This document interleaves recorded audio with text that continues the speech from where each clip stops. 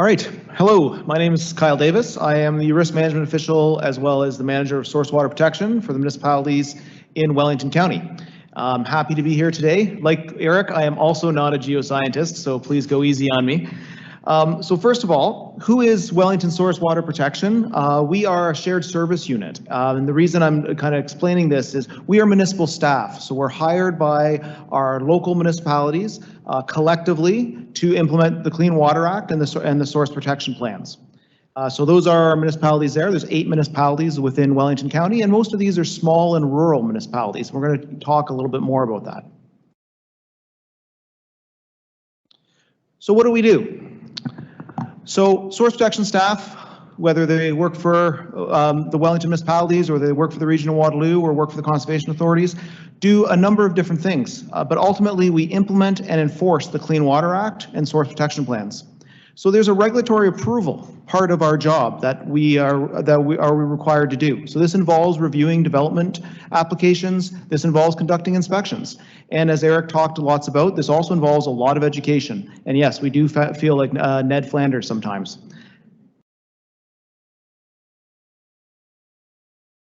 So why am I here today, though? Well, Eric said this was an everyone problem. And I agree with him. This is not just a big city problem. This is not just a regional water problem. It's a small and medium rural municipality problem as well. So I represent 8 municipalities that have a population of about 100,000 people. These two graphs are from our larger municipalities, which is Elora and Fergus, which just north of Guelph, just about 30 minutes from here. About 28,000 people in those communities. And only probably about just over 20,000 within the urban areas, within Elora and Fergus. So what you see here are 2 graphs going back to the mid-90s. We do have data going back a bit further than that, but we just, for purposes today, we just showed the data from the mid-90s. For 2 wells, one on the left-hand side there in Elora and the other in Fergus. And you can see the lines there, which are the half of the aesthetic objective, and then the red line is the aesthetic objective. So I guess the good news, if you want to call it, is we haven't exceeded the aesthetic objective yet. However, you can see increasing trends in both of these wells. The well on the left-hand side was actually only drilled in 1991. And you can see that it reflected in the data, where you've got essentially background data when we first drilled it. And as urbanization, similar to the pictures of Wilcox Lake, as urbanization encroached around that well, we're seeing the sodium and the chloride going up. Now I know there's lots of data-minded people here. You're going to say there's a lot of noise in those data sets, and you're right, there are. I'm not going to talk today about exactly why that noise is. The main reason, though, it has to do with pumping. So we have noticed a trend with our wells. Well, when you're increasing pumping, you're increasing chloride concentrations in some cases and decreasing chloride concentrations in other cases. The well on the right-hand side is in Fergus, and this is one of our oldest wells. It's over 100 years old. It's been rehabbed a number of times, and you can see in this case it was somewhat steady state through the 90s and the early 2000s. But again, you exclude the noise in the data. It is, again, that inevitable increasing trend that we're seeing.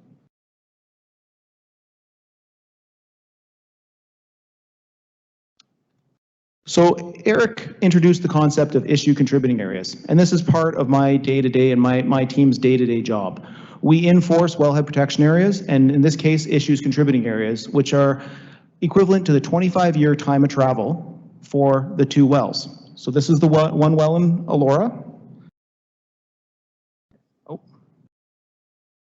Okay, there was 2 maps. Oh, yeah, there was 2 maps on that. But anyway, I guess we just have the one.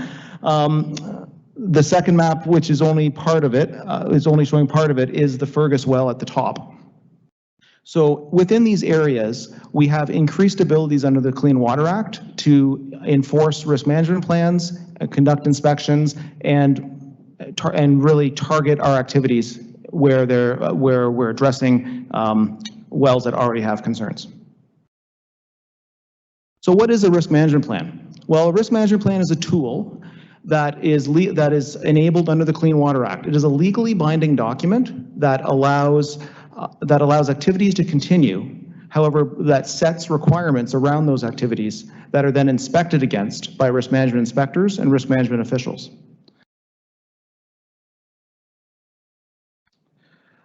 The requirements are laid out by the Clean Water Act as being negotiated first. If they can't be negotiated, they can be imposed. However, the idea with the Clean Water Act is to negotiate them with the landowner first, because the idea is you'll have better compliance if people have bought in earlier in the process.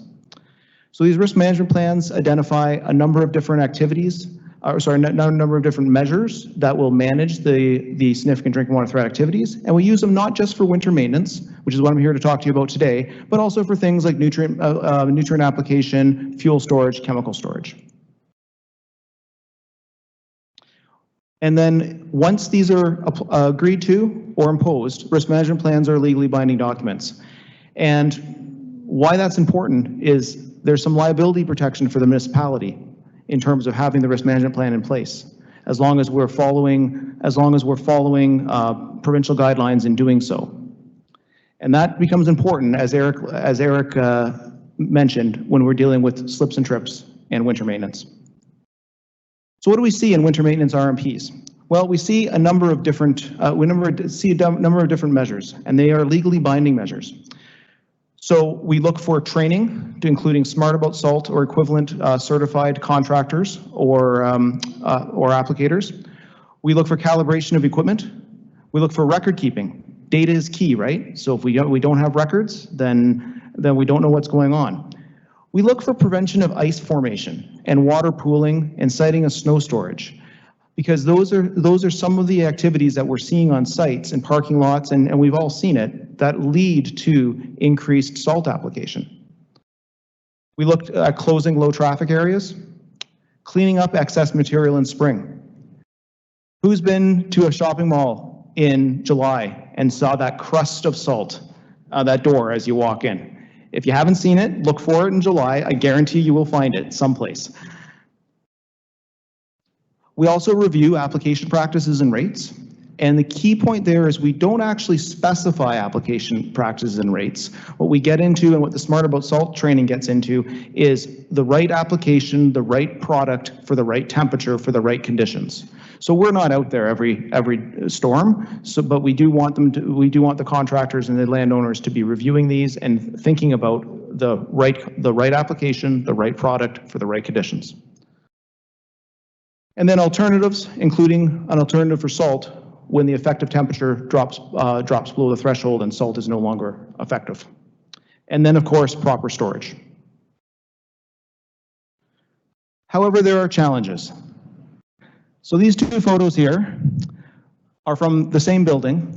The thing I like about these photos in some ways is that this is a heritage protected building. That's a heritage protected stone wall with a whole bunch of salt right beside it. I don't think it's doing a lot of good for that building. And then on the picture on the right, at the very back, which is probably hard to see, there's a sign that says closed for winter maintenance. So we have two things going on here. They've closed a set of stairs in the back because they don't want to apply salt to them and there's a slip and trip hazard. And yet they've laid the salt down as you walk in and out, so much that it's like walking on marbles. So the challenges, over-application. Over-application is absolutely one of the challenges that we're seeing. And that does tie directly to education and outreach, but it also ties directly to liability. And Eric mentioned that, and I'm in agreement with him. Liability is a key component of what we're seeing here. There is definitely a fear factor in terms of not applying enough salt and getting sued for slips and trips. The number of RMPs, so we're a small municipality, 400 is a lot for us. Eric has 3,500, so I guess he wins, but there is a lot of work. Another challenge that we have is that although the source protection program is designed to be proactive, in this particular case, we are reactive because we're only focusing the strongest tools where there's already a problem. The horse is already out of the barn and we're trying to close the barn door, and it's going to take a long time to get that fixed.